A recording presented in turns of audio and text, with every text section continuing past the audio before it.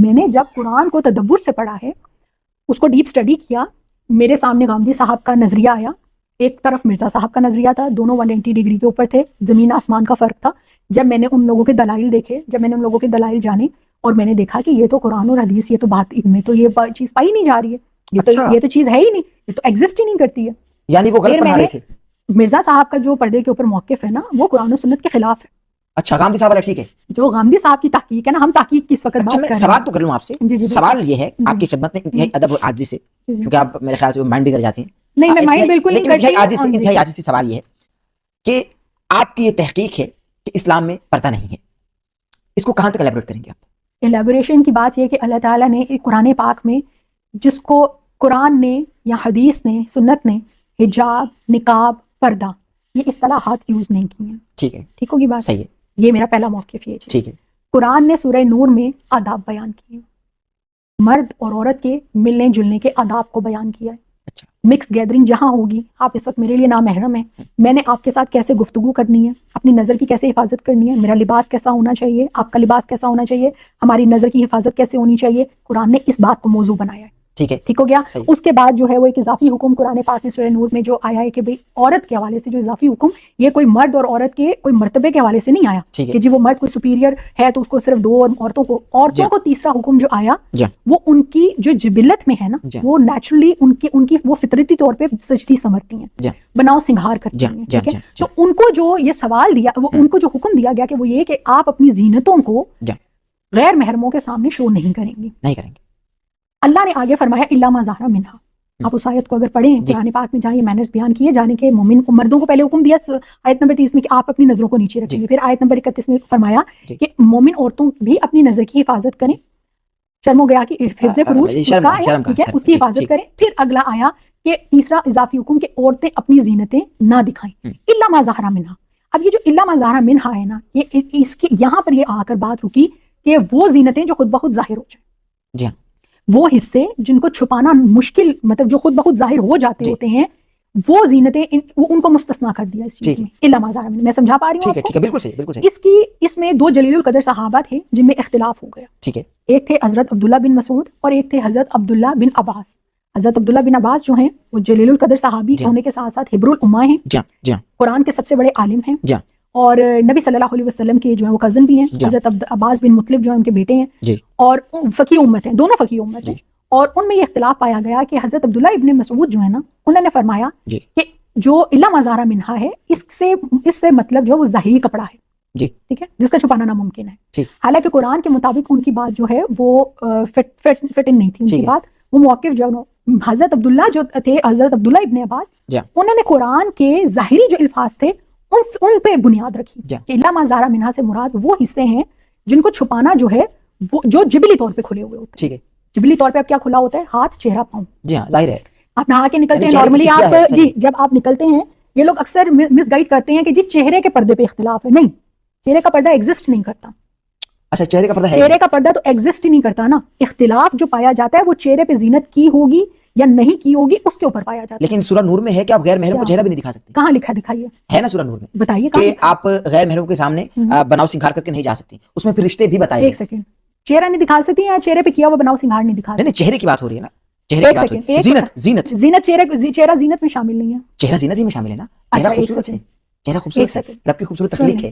خوبصورتی, خلقی حسن اور زینت 2 الگ چیزیں ہیں. ٹھیک ہے, ٹھیک ہو گیا.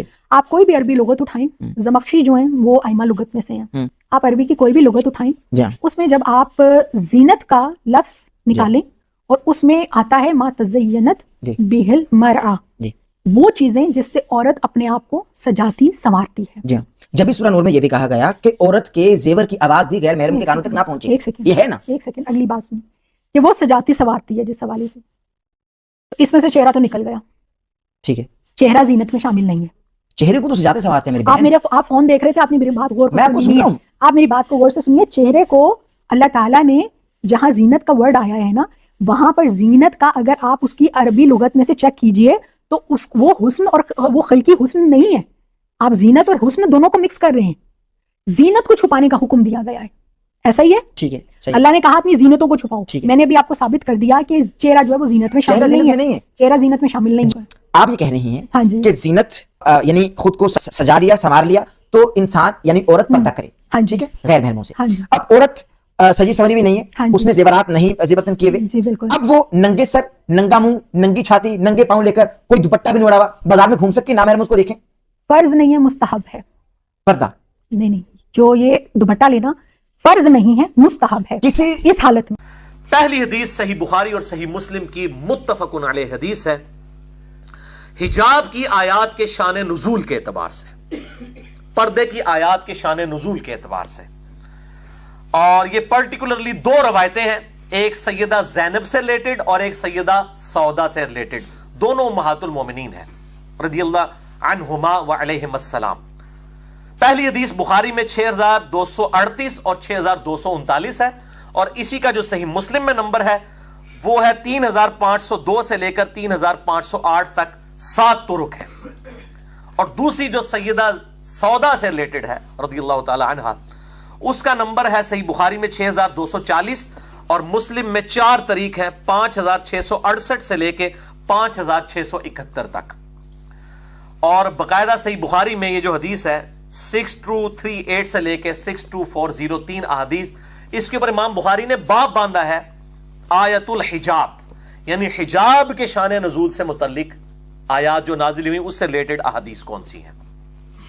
اب وہ سن لیجئے, ان دونوں واقعات کو میں مختصراً بیان کر دیتا ہوں, باقی اس کی ڈیٹیل جو ہے وہ سورۃ الاحزاب کی آیت نمبر 32 سے لے کے 60 تک آپ پڑھ لیں.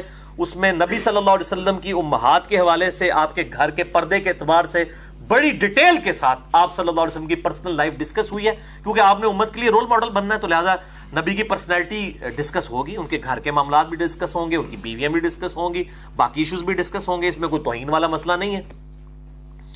تو سیدہ زینب والا جو واقعہ ہے وہ یہ ہے کہ آپ صلی اللہ علیہ وسلم کا ان سے نکاح ہوا, اس کے بعد آپ صلی اللہ علیہ وسلم نے دعوت ولیمہ پر اپنے گھر اصحاب کو مدعو کیا. اب وہ ہر طرح کے اصحاب موجود تھے, کچھ پینڈو لوگ بھی تھے, دیہاتی اعراب لوگ, اور کچھ جو ہیں وہ سمجھدار لوگ بھی تھے. بہرحال وہ کھانا پینا کرنے کے بعد اب ذمہ داری تو یہ ہونی چاہیے کہ اٹھ کے گھر سے باہر چلے جائیں, بس اب محفل برخاست ہوگی. بعض لوگ بھی ہیں وہ ان کو بس عادت ہوتی ہے گپے مارنے کی, اگلا بندہ تنگ بھی آ رہا ہوتا ہے پھر بھی وہ بیٹھے رہتے ہیں. تو اس کا پھر مہذب طریقہ یہ ہوتا ہے کہ ایسے ڈھیٹ بندوں کے سامنے نا آپ گھڑی دیکھنا شروع کرتے ہیں بار بار, تاکہ ان کو شرم آ جائے کہ تو تے پائی ویل ہے نا, اسی ویلے نہیں ہے, منو اس تکلیف تو بہت گزرنا پہنتا ہے. اس لیے مختصر بات فون پہ بھی کرتا ہوں, میں کوشش کرتا ہوں میرے بھائی تمہید کے بغیر ڈائریکٹ بات کریں, مجھ سے جواب لیں, دیٹس آل.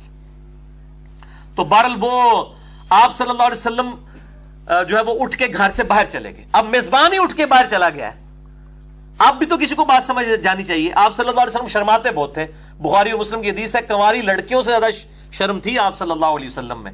اور قرآن میں بھی یہ بات آئی کہ نبی شرم کرتے ہیں لیکن اللہ نہیں شرم کرتا. تم نبی کے گھر جب معاملات ہو فوراً اٹھ کے باہر نکل جایا کرو, وہاں پہ بیٹھے نہ رہا کرو. نبی کو تکلیف ہوتی ہے, وہ تمہارا حیا فرماتے ہیں لیکن اللہ حیا نہیں فرمائے گا اس معاملے میں. جو معاملہ شریعت کا ہے وہ کھول کر بیان ہوگا. سورہ احزاب آیت نمبر 32 سے 60 تک بہت انٹرسٹنگ آیات ہیں, وہ آپ پڑھ کے دیکھ لیں. بہرحال آپ صلی اللہ علیہ وسلم اٹھ کے گھر سے باہر گئے سیدہ عائشہ کے حجرے کی طرف. وہاں پر آپ صلی اللہ علیہ وآلہ وسلم پہنچے تو جو سمجھدار لوگ تھے اٹھ کے آپ پھر گھر واپس آئے. پھر وہ لوگ بیٹھے ہوئے ہیں گپے مار رہے ہیں, اور سیدہ زینب جو ہے وہ دیوار کی طرف منہ کر کے بیٹھی ہوئی ہیں پردہ کر کے. گھر کوئی بہت بڑے تو نہیں تھے, چھوٹے چھوٹے گھر تھے. پھر آپ صلی اللہ علیہ وسلم اٹھ کے باہر گئے کہ آپ شاید ان کو شرم آ جائے, وہ پھر بیٹھے ہوئے. تیسری بار جب ایسا ہوا آپ صلی اللہ علیہ وسلم جب آئے سیدہ زینب کے گھر, تو آپ صلی اللہ علیہ وسلم پر انس ابن مالک کہتے ہیں وحی کی کیفیت طاری ہوئی, آپ کو چادر اڑا دی گئی, اور آپ صلی اللہ علیہ وسلم پر اسی وقت یہ آیات سورۃ الاحزاب کی آیت نمبر 32 سے 60 تک نازل ہوئی, جس میں اللہ تعالیٰ نے پھر خوب کلاس لی ان لوگوں کی کہ نبی صلی اللہ علیہ وسلم شرماتے ہیں اس معاملے میں اور تم لوگ یہ کرتے ہو. اور پھر اس میں نبی کی بیویوں کو بھی کہا گیا, اور چہرے کے پردے کا ساری ڈیٹیل, یہ وہ واقعہ ہے. اور دوسرا جس کا میں نے بخاری اور مسلم سے حوالہ دیا وہ ام المؤمنین سیدہ سودا کے بارے میں رضی اللہ تعالی عنہا. اور وہ رات کے وقت جو ہے وہ قضاء حاجت کے لیے نکلی. سیدنا عمر وہاں موجود تھے. سیدنا عمر کی خواہش تھی کہ آیات پردہ نازل ہوں. وہ نبی صلی اللہ علیہ وآلہ وسلم کو اکثر کہتے تھے کہ اپنی بیویوں کو جو ہے وہ چہرے کا پردہ بھی کروایا کریں. آپ کی بیویاں تو کم از کم ضرور پردہ کریں, کیونکہ ان کا سٹیٹس عام نہیں ہے. لیکن آپ صلی اللہ علیہ وسلم, ظاہر ہے کہ شریعت تو اللہ کی طرف سے نازل ہوتی ہے, نبی اپنے حوالے سے تو کوئی ڈیسیژن اس طرح نہیں کر سکتے ایکسکلوسیو. اگر کر لیں گے تو بعد میں تائید ہو جائے گی تو اللہ تعالیٰ اس کو سپورٹ بھی کر دے گا. بہرحال سیدنا عمر نے سیدہ سودا کو جب رات کے وقت دیکھا تو ان کا قد بہت لمبا تھا, تو انہوں نے کہا سودا ہم نے آپ کو پہچان لیا ہے. تو وہ اتنی شرمندہ ہوئی کہ وہ گھر واپس آ گئی. تو یہ سیدنا عمر نے یہ بات کی اور وہ خواہش رکھتے تھے کہ میں اس طرح کا معاملہ کروں تو نبی صلی اللہ علیہ وسلم اپنی بیویوں کو حکم دے دیں کہ وہ چہرے کا بھی نقاب کرنا شروع کر دیں. بہرحال پھر اللہ تعالیٰ کی طرف سے یہ آیات نازل ہوئیں, اور بلکہ صحیح بخاری اور صحیح مسلم کی متفقن علیہ حدیث ہے, اور مشکات میں اس کا نمبر ہے 6051. سیدنا عمر کا اپنا قول ہے کہ اللہ تعالیٰ کے ساتھ میں نے 3 معاملات میں موافقت کی ہے. انہوں نے یہ نہیں کہا کہ اللہ نے میری موافقت کی, یہ عاجزی آپ دیکھیں.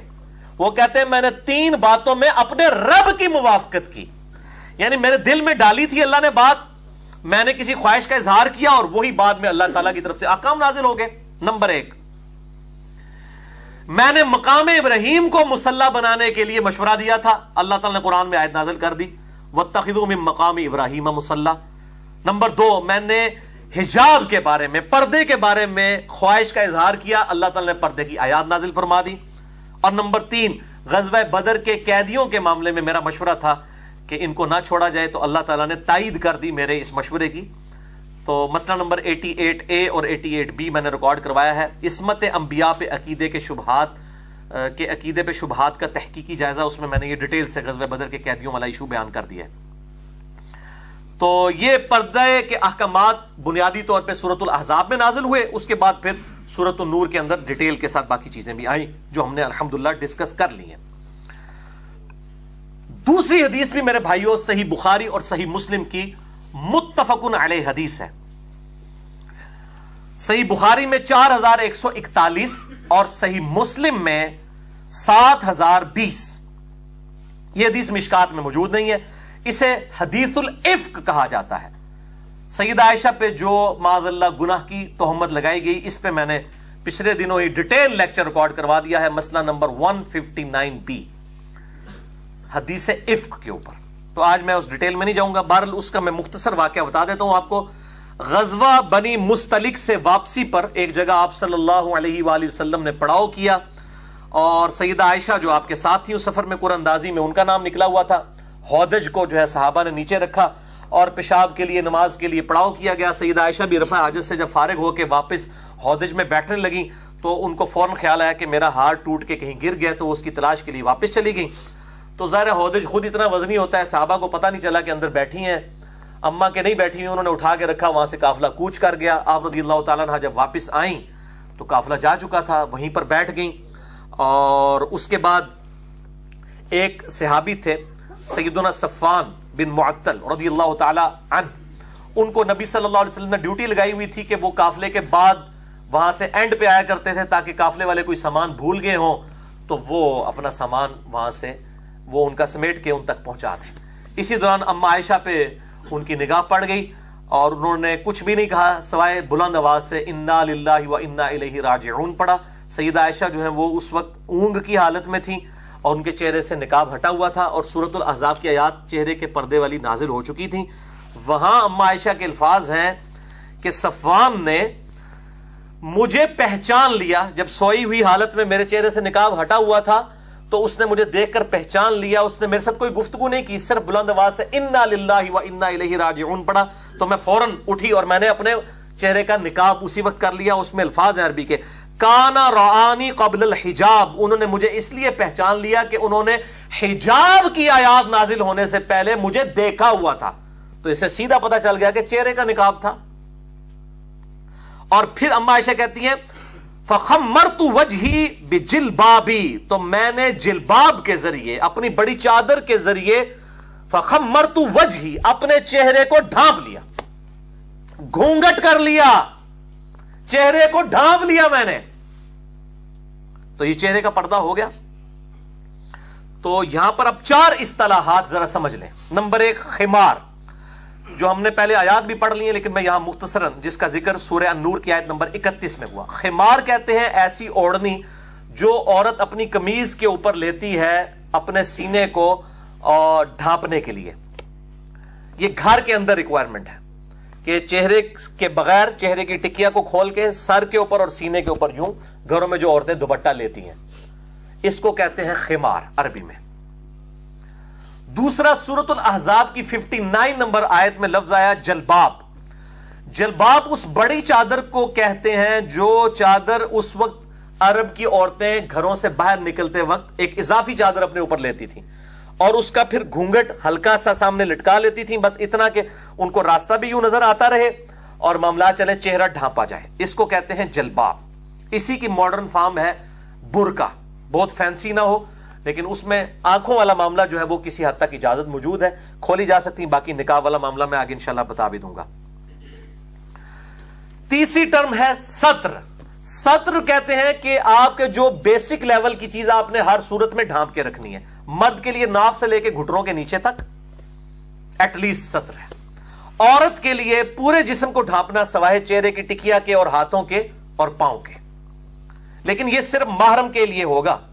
جب سارے رشتے ہم سن چکے کہ سسر کے سامنے، بھائی کے سامنے، بھانجوں کے، بتیجوں کے، باقی چہرے اور ہاتھ کے علاوہ باقی جسم صرف خاوند کے سامنے وہ ظاہر کر سکتی ہیں اور کسی کے سامنے بھی نہیں، چاہے کتنا ہی قریبی رشتہ کیوں نہ ہو۔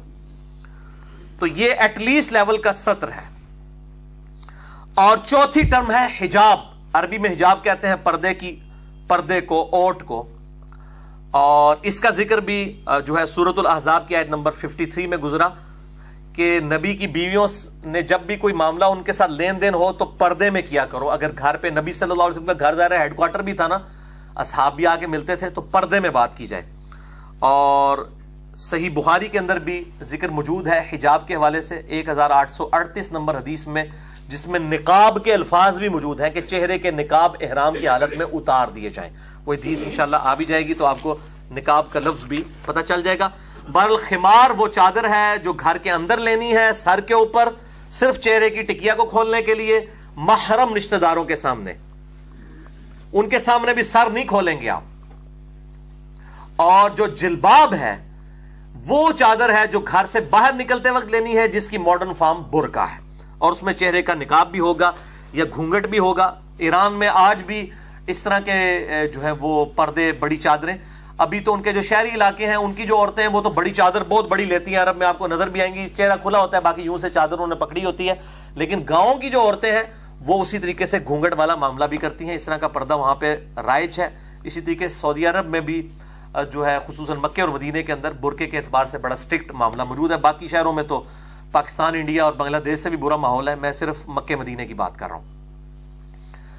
تو ان احادیث اور آیات کی روشنی میں شیخ البانی اور امام خمینی اہل تشیع کے بہت بڑے امام گزرے، اور ماڈرن دور میں ڈاکٹر ذاکر نائک اور جاوید احمد غامدی صاحب، میں ان سب کی بڑی دل سے عزت کرتا ہوں۔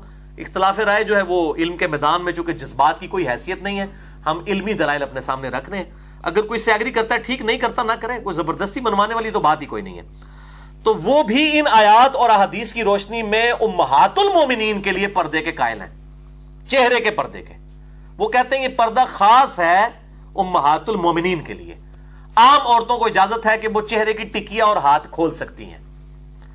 تو اگر وہ غور سے سورۃ الاحزاب کی آیت نمبر 59 پڑھیں جس سے یہ امہات المومنین کے چہرے کا پردہ ثابت کرتے ہیں، وہ الفاظ ذرا غور سے پڑھے جائیں۔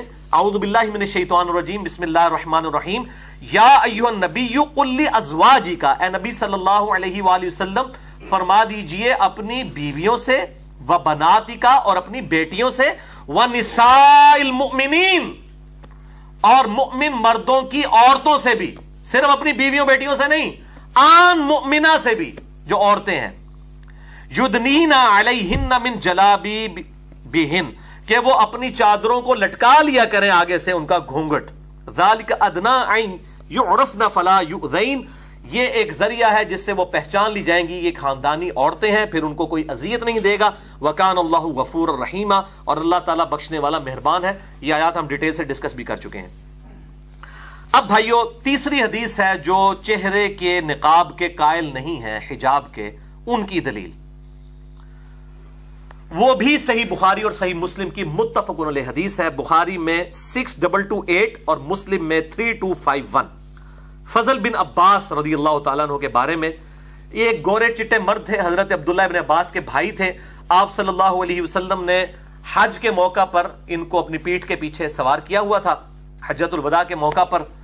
اور اسی دوران ایک عورت آئی آپ صلی اللہ علیہ وآلہ وسلم سے ایک مسئلہ پوچھنے کے لیے. مسئلہ اس نے یہ پوچھا کہ میرا باپ بوڑھا ہے, وہ سواری پہ بیٹھ نہیں سکتا, کیا میں اس کی طرف سے حج بدل کر سکتی ہوں؟ تو آپ صلی اللہ علیہ وآلہ وسلم نے فرمایا ہاں کر سکتی ہو. اب ظاہر ہے کہ اس وقت اس میں الفاظ ہیں کہ وہ جو فضل بن عباس تھے وہ اس عورت کو دیکھنا شروع ہو گئے, وہ عورت جو ہے وہ فضل بن عباس کو دیکھنا شروع ہو گئی. اور آپ صلی اللہ علیہ وسلم جب متوجہ ہوئے, بخاری اور مسلم میں حدیث ہے آپ کو پیٹھ کے پیچھے بھی نظر آ جایا کرتا تھا. آپ کی یہاں پہ آنکھ نہیں تھی لیکن آپ کو ان دو آنکھوں سے 360 ڈگری کا ویژن نظر آتا تھا. تو آپ صلی اللہ علیہ وسلم نے یوں ان کو پکڑ کے نا ان کی گردن یوں موڑ دی. 2-3 بار ایسے ہوا. آپ دیکھیں شیطان کیسی چیز ہے کہ نبی کے پیچھے وہ بیٹھا ہوا ہے بندہ, اور نبی کا کزن ہے, اور عورت کو دیکھنے سے باز نہیں آ رہا. تو میں اس لیے بتا رہا ہوں کہ پھر میں وہ جملہ بولوں گا کہ صحابہ اس ازمائش سے نہیں گزرے جس ازمائش سے ہمیں گزرنا پڑ رہا ہے. ایز فار ایز بے حیائی از کنسرن, نہ کوئی واٹس ایپ تھا, نہ کوئی یوٹیوب, نہ کوئی اسکائپ, نہ کوئی فیس بک. یہ چھوٹا سا معاملہ ہے تو آپ دیکھ لیں. شیطان تو ہر بندے کے ساتھ اٹیچ ہے. تو آپ صلی اللہ علیہ وسلم نے 2-3 بار اس کا چہرہ یوں پھیرا. تو آپ شیخ البانی کہتے ہیں رحمہ اللہ اور ڈاکٹر ذاکر نائک, دیکھیں جی اس عورت کا چہرہ کھلا ہوا تھا, اس کا مطلب ہے چہرے کا پردہ نہیں تھا.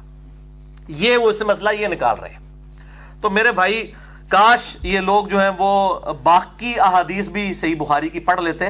وہ چوتھی حدیث میں نے آج جو بیان کرنی ہے وہ ہے صحیح بخاری انٹرنیشنل نمبر کے مطابق 1838, اور مشکات میں بھی ہے 2689 سنن نسائی کے حوالے سے. بخاری میں 1838 کہ آپ صلی اللہ علیہ وآلہ وسلم نے ارشاد فرمایا کہ محرم مرد, ایک ہے لفظ محرم, محرم ہے جو جس کے سامنے آپ چہرے کو کھول کے آ سکتے ہیں. محرم احرام والا, احرام والا مرد نہ قمیض پہنے, نہ پگڑی پہنے, نہ ٹوپی پہنے, نہ موزے پہنے. احرام کی حالت میں یہ کام نہیں وہ کرے گا. اس سے یہ بھی پتہ چلا کہ صحابہ کرام پگڑی اور ٹوپیاں پہنا کرتے تھے. یہ اہل حدیثوں کے لیے بھی میں ریکویسٹ کروں گا کہ یہ اللہ کے بندوں, یہ صحابہ پہنا کرتے تھے, تبھی احرام کی حالت میں اتروایا گیا نا.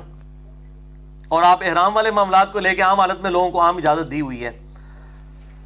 تو اور ساتھ اسی حدیث میں الفاظ ہیں صحیح بخاری 1838 میں کہ جو عورتیں ہیں احرام والی وہ منہ پر نقاب مت ڈالیں اور ہاتھوں پر دستانے بھی مت پہنیں. یعنی اس وقت عورتیں ہاتھوں میں دستانے بھی پہنتی تھیں ہاتھوں کی خوبصورتی کو چھپانے کے لیے, اور چہرے کا نقاب بھی کرتے تھی. تبھی تو حکم دیا جا رہا ہے نا نقاب نہ پہنے. لہٰذا یہ جو شیخ البانی کی دلیل ہے فضل بن عباس کے واقعے کی, تو وہ جب تک ان احادیث سے یہ ثابت نہیں کرتے کہ اس عورت کا احرام کھل چکا ہوا تھا, اس وقت تک یہ دلیل ان کی ایمبیگوس, مبہم دلیل ہے. ہم یہ کہتے ہیں کہ یہ دلیل اس تحت تھی کہ صحیح بخاری 1838 کے چہرہ کھلا ہوتا ہے احرام کی حالت میں, جبھی وہ عورت چہرہ کھول کے اس وقت سامنے آئی ہوئی تھی. اگر کہتے ہیں کہ جی احرام کا بھی کنفرم نہیں, تو بھائی آپ کی بھی دلیل نہیں ہے. آپ کے جتنے بھی دلائل ہم نے ایمانداری سے پڑھے ہیں سب کے سب ضرب تقسیم کر کے نا چیزیں ثابت کی ہوئی ہیں, غیر مبہم, ان ایمبیگوس, ایک بھی روایت موجود نہیں ہے. اور ایز فار ایز مزاج آف اللہ اینڈ رسول از کنسرنڈ, تو وہ سیدھا سیدھا چہرے کے نقاب اور حجاب کی طرف اشارہ کرتا ہے. یہ جتنی بھی آیات ہیں اور احادیث ہیں.